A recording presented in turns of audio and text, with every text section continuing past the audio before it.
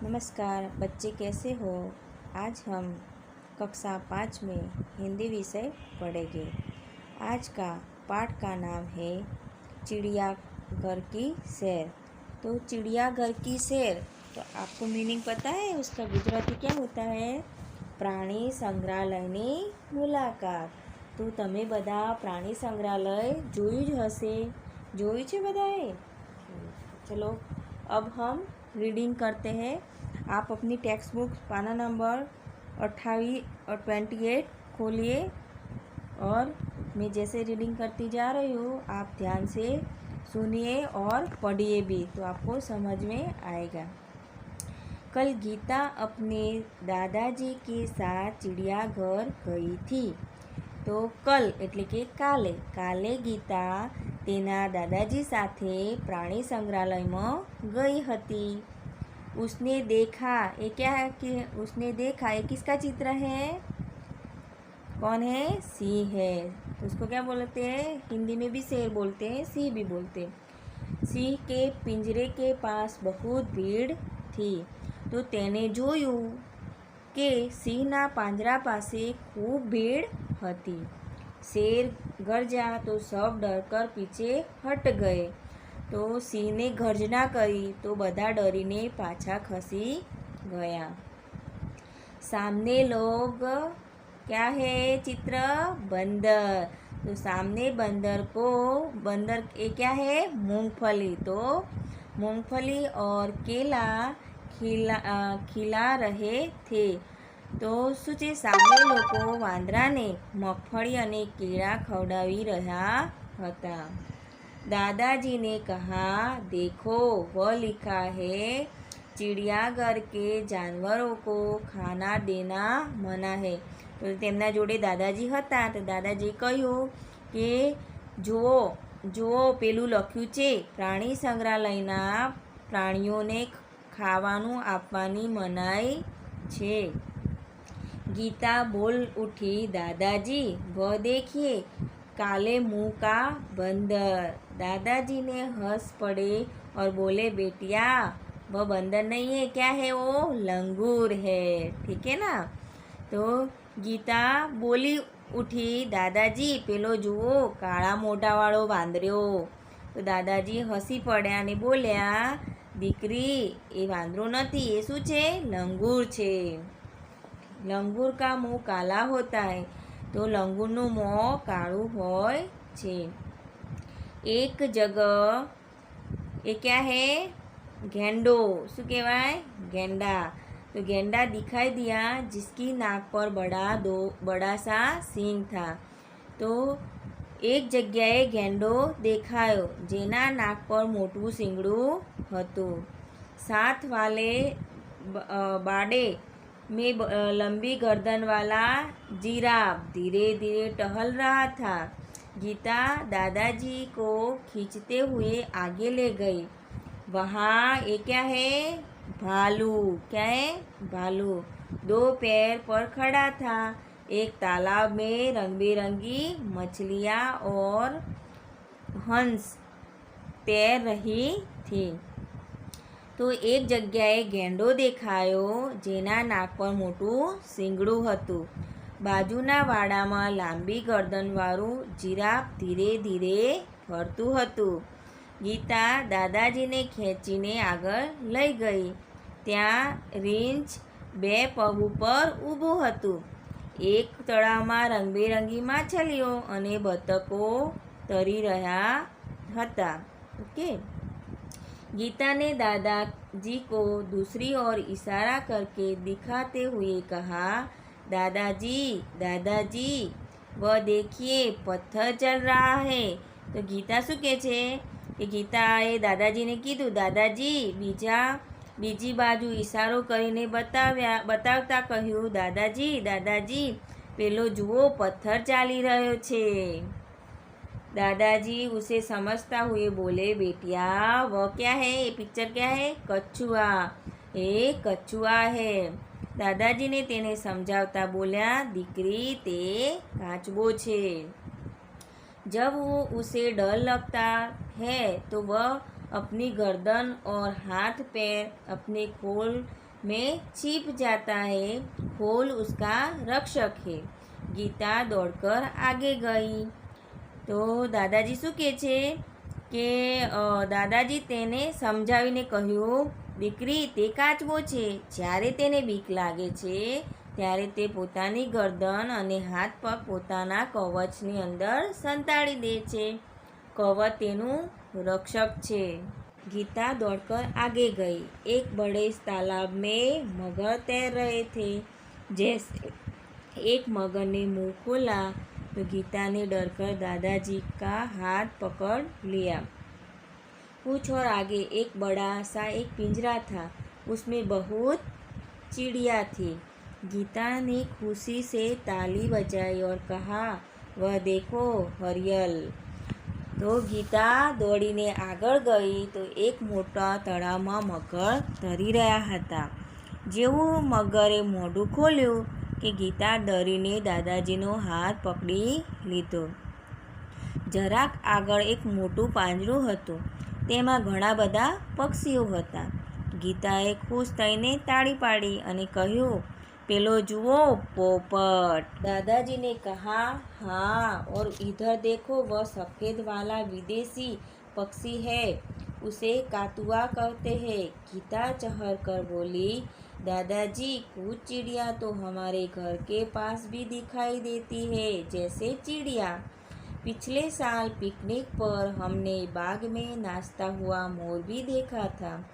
दादाजी ने गीता को बताया कि सबसे बड़ा पक्षी शुतुरमुर्ग होता है।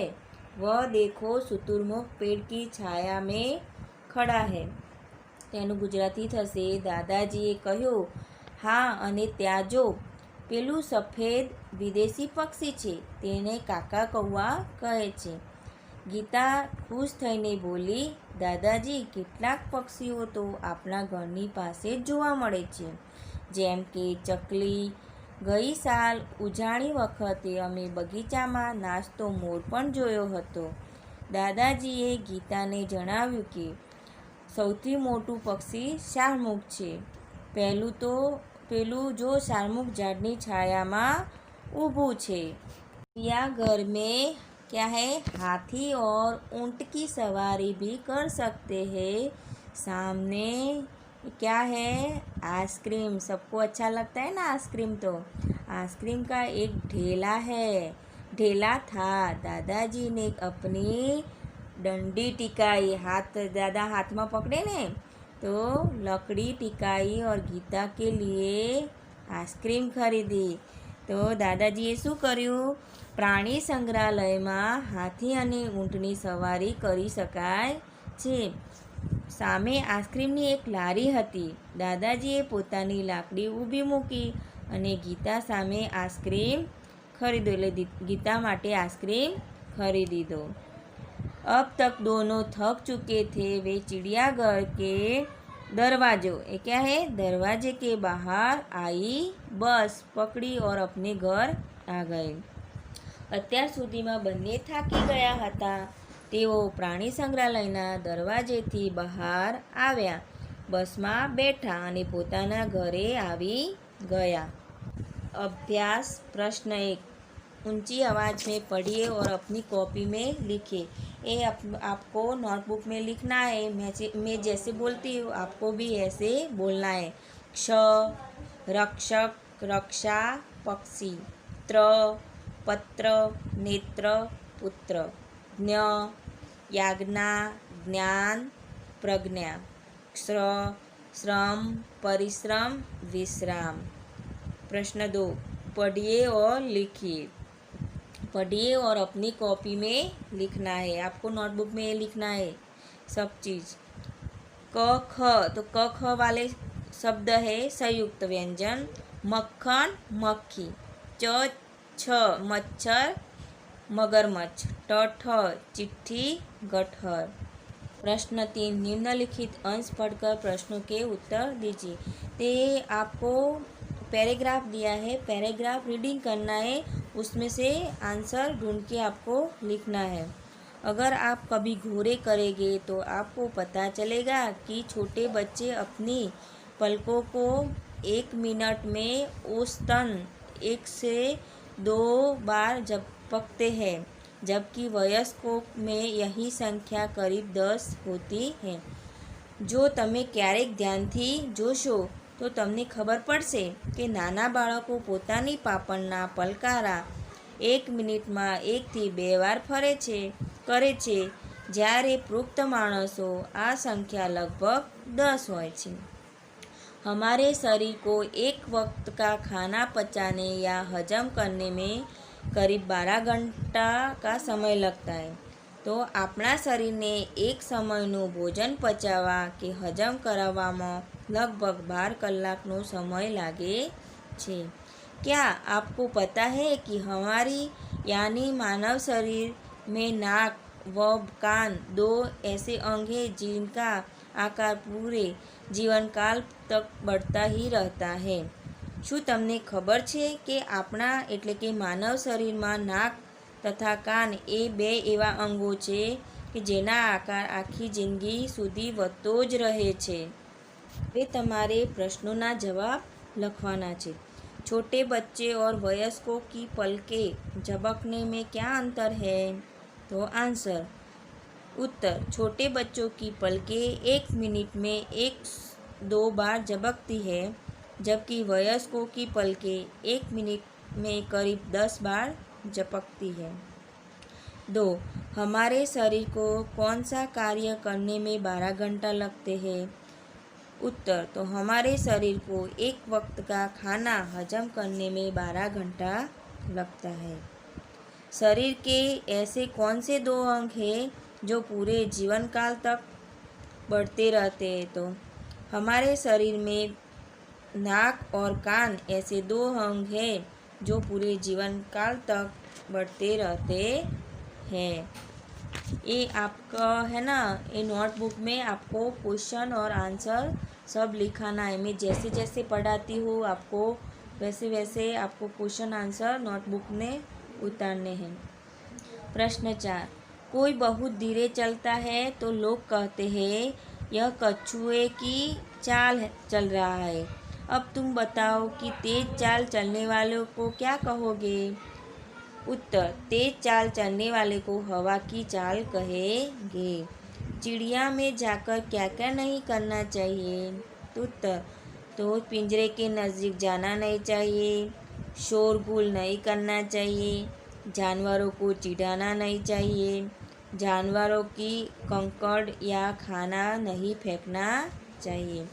तो आपका आज का होमवर्क है, मैंने क्या क्या करवाया? प्रश्न नंबर 1, प्रश्न नंबर 2, प्रश्न नंबर 3, प्रश्न नंबर 4 और प्रश्न नंबर 5 आपको नोटबुक में लिखना है। ओके, और सुंदर सुंदर राइटिंग से लिखना। अब हम आगे का पार्ट स्वाध्याय नेक्स्ट वीडियो में देखेंगे।